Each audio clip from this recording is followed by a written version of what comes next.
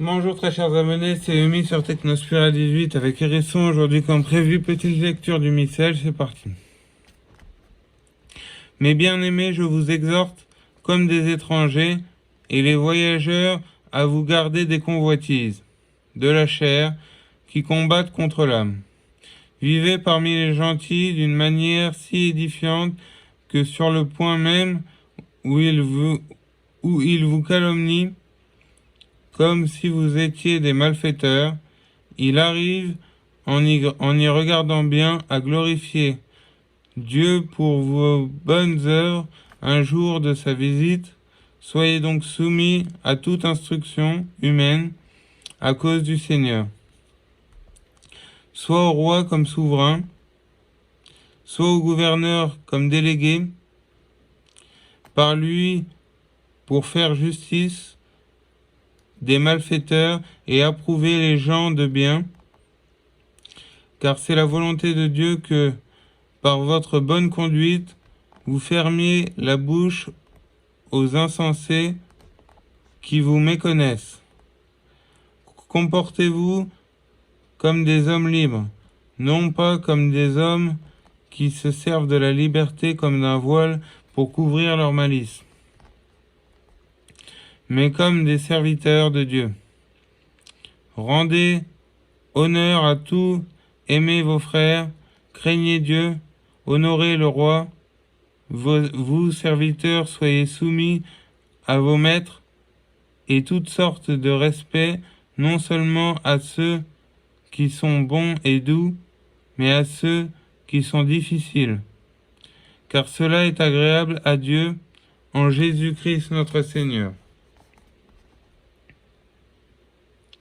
En ce temps-là, Jésus dit à ses disciples, « Encore un peu de temps, et vous ne me verrez plus. Et un peu de temps encore, et vous me reverrez. » Quelques-uns de ses disciples se dirent les uns aux autres, « Que veut-il nous dire par là? Encore un peu de temps, et vous ne verrez plus, et un peu plus de temps encore, et vous le reverrez. Parce que je vais à mon Père. Parce que je vais à mon Père. » Il disait donc, que signifient ces mots? Encore un peu de temps, encore un peu de temps, nous ne savons ce qu'il veut dire. Jésus connut qu'ils voulaient l'interroger et leur dit, « Vous vous demandez les uns aux autres ce que j'ai voulu dire par ces paroles. Encore un peu de temps, et vous ne me verrez plus. Et un peu plus de temps encore, et vous me reverrez. En vérité, je vous le dis, vous pleurez et vous gémiez, et le monde se réjouira. Vous serez dans la tristesse, mais votre tristesse se changera en joie.